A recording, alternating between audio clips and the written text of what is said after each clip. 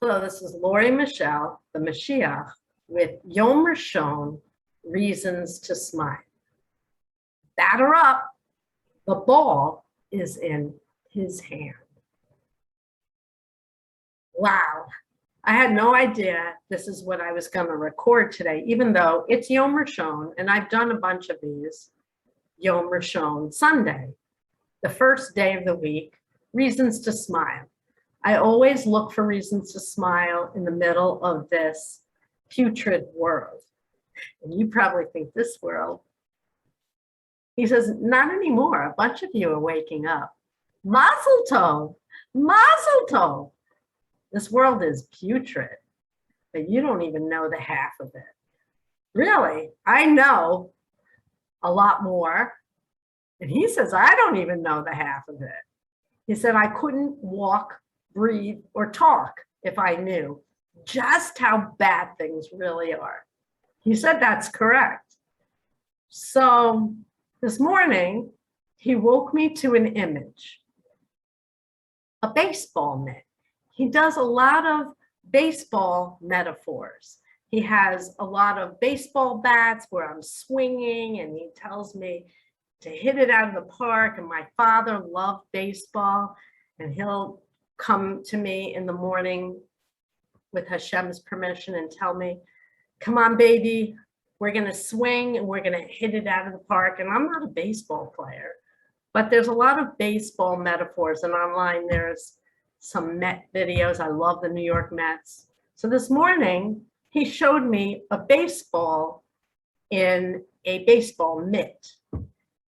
And I looked closer and I said, what kind of mitt is that, Hashem?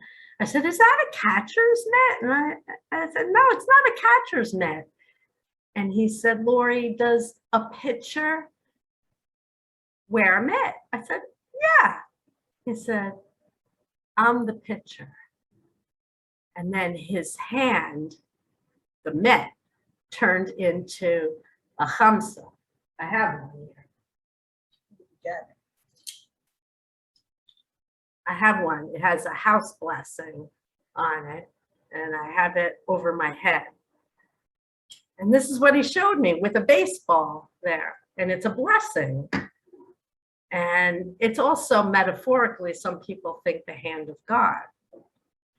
So that's the name of the video. He says, Lord, the ball's in my hand. This is my world. He just said, yes, it is.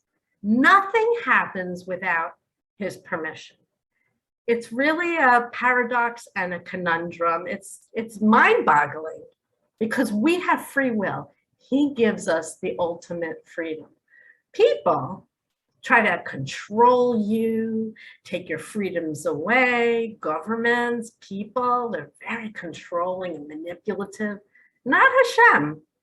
He lets you choose. He makes you choose. And then he decides. He decides the outcome. So right now is the end of days. And he said, Lord, the ball's in my hand. He says, you swing. I'm helping you swing.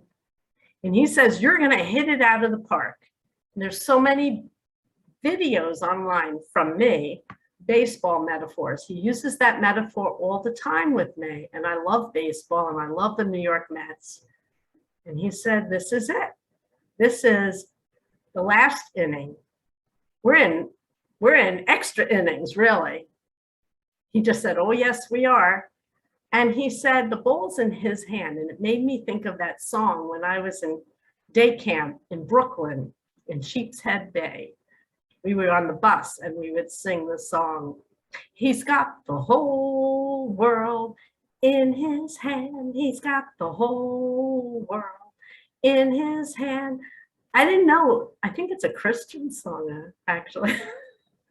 I didn't go to a Christian day camp, but we used to sing that song. I loved it. He says it's really true, but you get to choose, and not everybody is going to make it. So that's the conundrum. We get to choose, and he decides. And I hope you'll listen and finally get on Amazon and buy the Torah Part 2. I'm not making this up. This book is the mother lode and he helped me write every keystroke.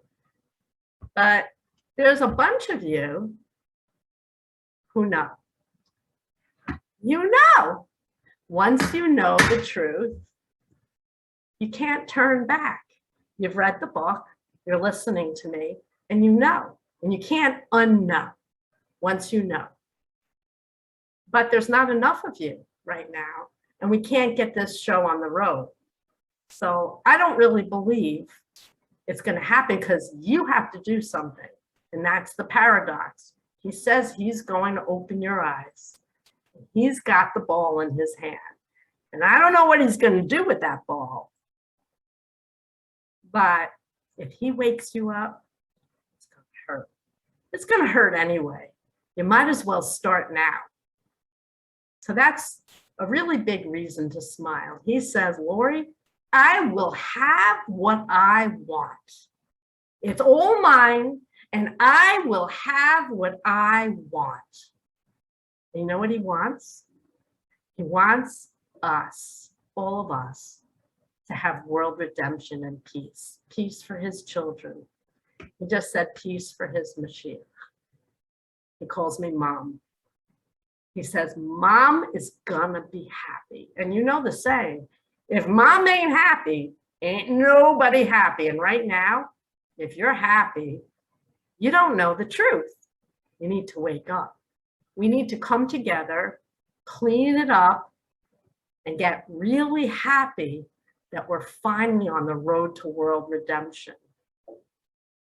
I'm going to end with another reason to smile because it's Sukkot.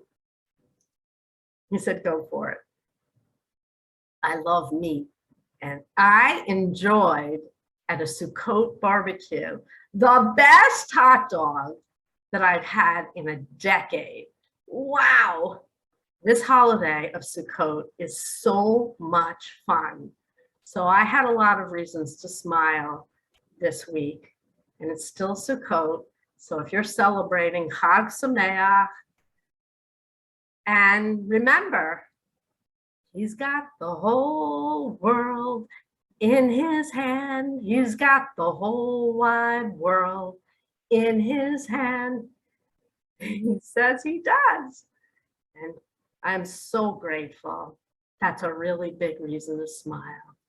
He is. Do it, people. Don't wait any longer. God bless you. Chag Sameach.